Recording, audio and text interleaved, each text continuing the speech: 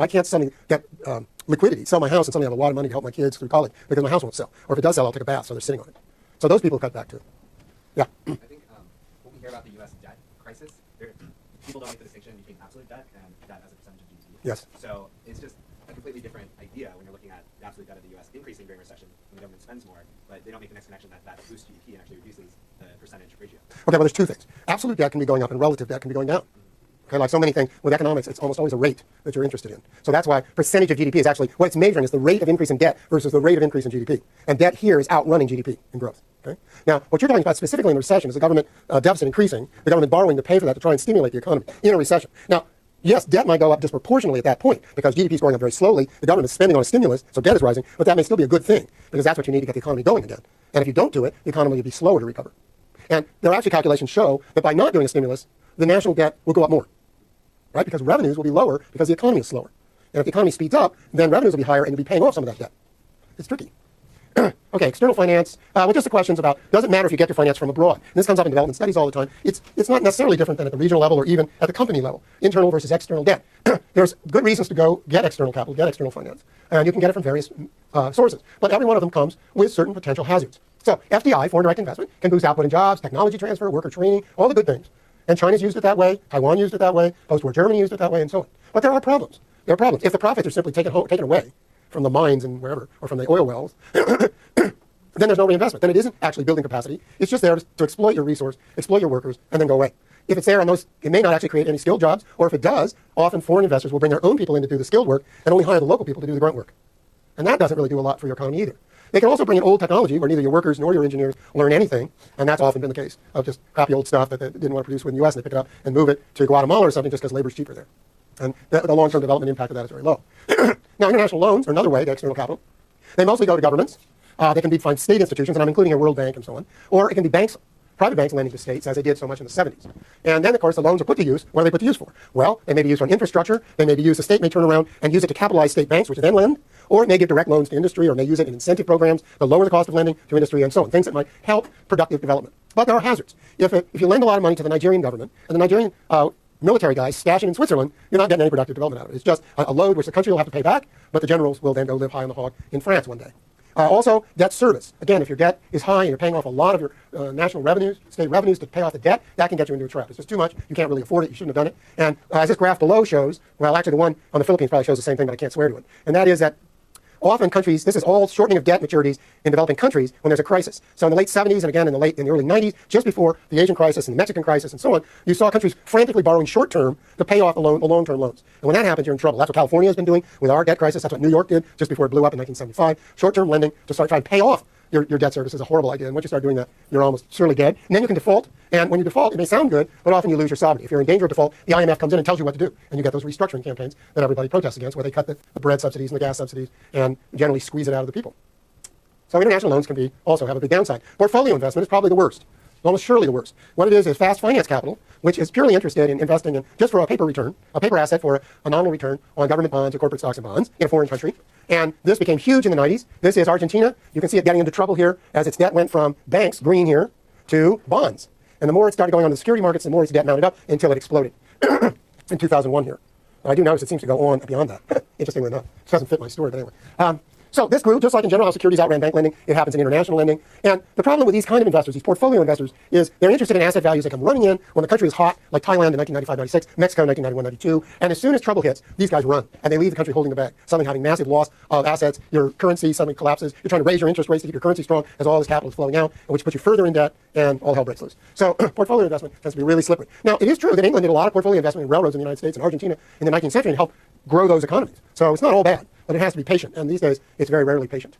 So the hazard of external finance is the danger of easy money. There's so much money coming in, a country gets rapidly in debt, because some administration, well, the Greeks, the conservative Greeks, got themselves in horrible debt, building the Olympics, everything's going great, don't worry about it, we won't tell anybody, we'll just keep borrowing. And it seems so easy. And Goldman Sachs was advising them how they could do this and that little trick, and it turned out to be a disaster.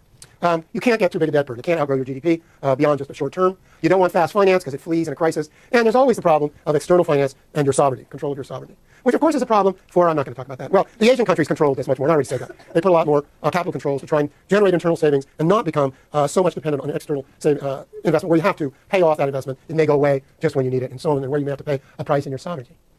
Finally, coming to the power of finance, which I should have done 20 minutes ago, So I'm sorry, here we go, rushing through it again. Jeez. Anyway, think about this over the next few days. It's quite relative. Finance can be antithetical to industry. It doesn't necessarily help industry. Finance can be so short-term that it's actually undermining industry because all it cares about is quick profits and stock values, and it distorts all the incentives of corporate management. Finance can also be very interested in high interest rates, which are bad for business. High interest rates, great for finance, bad for industry and everybody else. And by the way, high interest rates get folded into rents, because property gets bought with high interest rates and they charge higher rents. That also hurts business. And then you can have finance that's literally plundering industrial companies. And we saw that in the 1980s in the United States with asset stripping. And indeed, starting in the 80s, you got, with the growth of financialization in the United States, you got what we call corporate raiders. And these financial guys, using loose junk bond financing, started buying up industrial corporations that had been kind of sleepy and were having trouble with international competition, hadn't really done anything to overcome their problems, or maybe were starting to, but in the meantime, they were suddenly grabbed by these raiders that could buy up a majority holding of their stock or a controlling interest of their stock, take over the company, and then just strip the assets out of it. And that's what happened to Pacific Lumber, that's what happened to Southern Pacific, and they just strip off the land or the trees, and then they liquidate as fast as possible, like they did with the old growth forests of the Headwaters, which precipitated all the battle over the Headwaters Forest. It was because Maxim Corporation bought Pacific Lumber. And then what they did is, at first the corporate guys fought them. Then the corporate guys went along with them. And so corporate CEOs were starting to be given gigantic profit-sharing arrangements. Also upper tech workers, it starts in Silicon Valley in a big way, give them stock options, make them profit shares, make them feel part of capital. And they'll work harder for you. Well, that's great. Some of you become millionaires and all. But what it means is a lot of your managers start to think only like capitalists, only like financiers. And is that good for actual production? It used to be, in the Golden Age, and in Japan, and when it was growing and so on, most corporate managers were engineers. There's a whole book on this by David Noble, about how engineers got sucked in, became a rock of the capitalist class in America. That's a whole other story. But by the 80s, the engineers are all kicked out, and the guys who become the CEOs are guys who went through business school and were geniuses at accounting and financial tricks. That worked out really well for a lot of American companies, didn't it? And of course, you started getting things in Business Week. There's a whole issue of Business Week, I should have found the cover, called the Hollow Corporation, as these financiers bought corporations, sucked them dry, spat them out.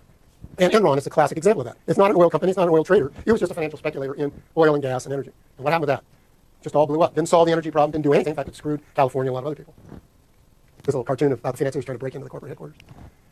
And then finance, you get the situation in the U.S. where finance, by the peak of the bubble, was earning 40% of all corporate profits. That's nuts. That's nuts. Nobody's making anything. They're just playing with paper. And that was, people were starting to blow the whistle on that even before the thing blew. And that is not a good sign. Finance versus states and governments. Okay, well, finance often rules over poor governments, poor countries. That it can, they extract their pound of flesh. They say, oh, no, you can't go bankrupt. Greece, you can't go bankrupt. Basically, Greece should have gone bankrupt. They should have written off the bonds, the European bondholders, the banks. It's taken a 75% haircut. They're already down 50%, and it's not clear it's going to solve it. It should have just been a 75% haircut. Said, too bad, bankers. Now, we'll deal with you separately. We'll try and keep you from collapsing. Okay? But we're not going to just torment Greece. Now, yes, Greece has to restructure its debt and restructure its finances and get its taxes and everything in order. That's true. But at the same time, the banks, you can't just say Greece has to pay off the banks. And that's what they started out doing. And for a year, they've been screwing around with it, saying, yeah, we'll just pump money into Greece, and they'll pay the banks, and everybody will be happy. But that was madness, because there's too much debt, too much bogus debt out there. Bogus, fictitious capital that should be written down. And countries like Brazil paid off its international debt when it was doing well over the last decade or more, and it's been a great thing for Brazil. And even Argentina's done reasonably well by simply declaring bankruptcy and pulling out. Now it's getting sucked back into the system. It's not doing as well now, but it got a lot of breathing room. So you can't withdraw, I can assure you. But you don't have to play their game where the bankers are always going to punish you. They're going to get their pound of flesh.